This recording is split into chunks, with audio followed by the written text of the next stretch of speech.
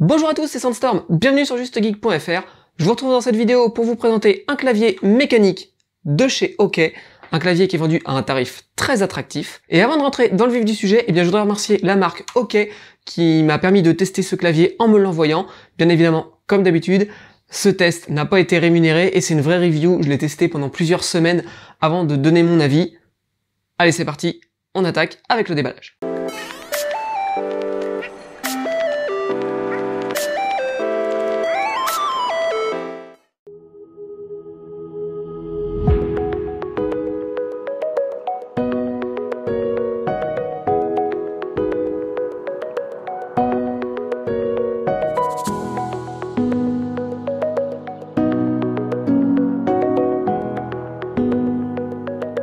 À l'intérieur de la boîte, on retrouve le clavier, un petit manuel, une carte de garantie et un outil pour enlever les touches. Passons un petit peu en détail les caractéristiques de ce clavier mécanique. Alors comme vous pouvez les apercevoir ici, on a des switches Blue. Alors Blue, entre guillemets, une petite explication, ça fait référence bien évidemment au switch MX Blue qu'on connaît tous puisque la plupart des marques utilisent des switches Cherry MX. C'est un petit peu la référence des switches pour les claviers mécaniques.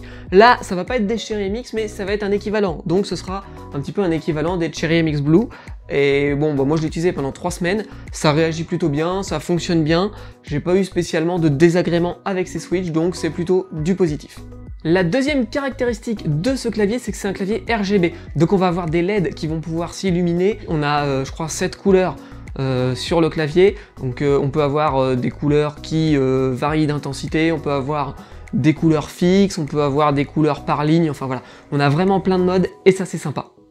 Pour changer d'un mode à l'autre, vu que le clavier il est plug and play, qu'on n'a pas besoin de logiciel pour l'utiliser, on aura tout simplement des raccourcis clavier. Donc là, garder le manuel, il faut impérativement le garder puisque c'est à l'intérieur qu'on aura les raccourcis pour changer les modes d'illumination.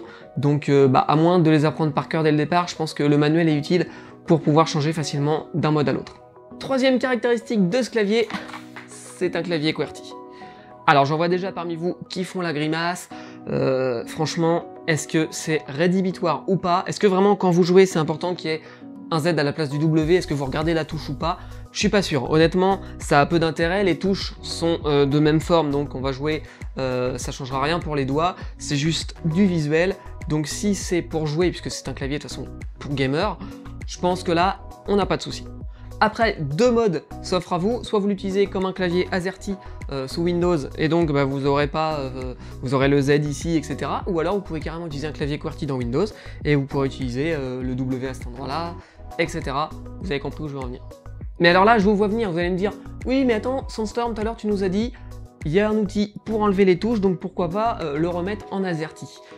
Très bonne question, mais en fait, oui et non. Pourquoi? Tout simplement parce que toutes les touches d'un clavier QWERTY ne sont pas interchangeables pour en faire un clavier AZERTY. On va pouvoir effectivement changer le Q, le W, etc. Maintenant, ça ne nous fera pas apparaître les touches accentuées, par exemple. Ça ne nous fera pas non plus apparaître certains caractères spéciaux qui ont un agencement vraiment différent.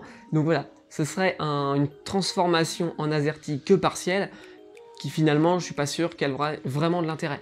Il faut pas oublier que ce clavier, il est destiné aux gamers, donc effectivement, saisir du texte, faire de la bureautique toute la journée.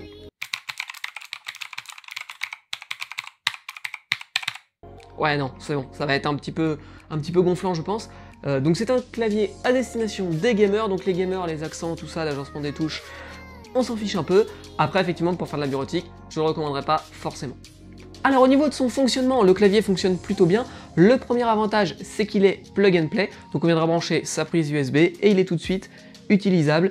On n'a pas besoin d'aller installer un logiciel pour aller le customiser, pour qu'il soit reconnu, etc. Voilà, on le branche et c'est fini.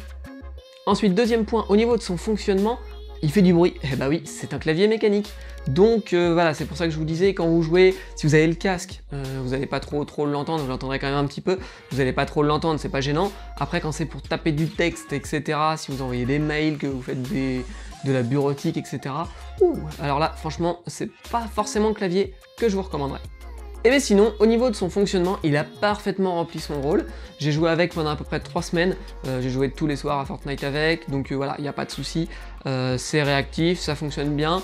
Après voilà, j'ai pas vu de grande différence par rapport à mon clavier à membrane. Donc voilà, après je suis pas forcément habitué au clavier mécanique puisque ça fait des années que je joue avec des claviers à membrane, mais bon voilà, au final il fonctionne bien, donc c'est ce qu'il faut en retenir. Alors voilà, du coup il fonctionne bien, alors est-ce que ce clavier va remplacer mon bon vieux G15 à membrane? La réponse est non. Non, pourquoi? Parce que dans l'utilisation que j'ai de mon PC, j'ai absolument besoin de touches de raccourci où je peux assigner des fonctions. Par exemple, quand je fais du montage vidéo, j'ai la tablette graphique d'une main, le clavier de l'autre avec des touches de raccourci. Et du coup, je mappe des macros sur les différentes touches qui changent en fonction des logiciels, tout ça, voilà. Donc avoir des touches personnalisables où on peut assigner soit des raccourcis clavier, des macros, c'est vraiment quelque chose qui me manque sur ce clavier OK, donc rien que pour ça, je vais rester sur mon clavier G15.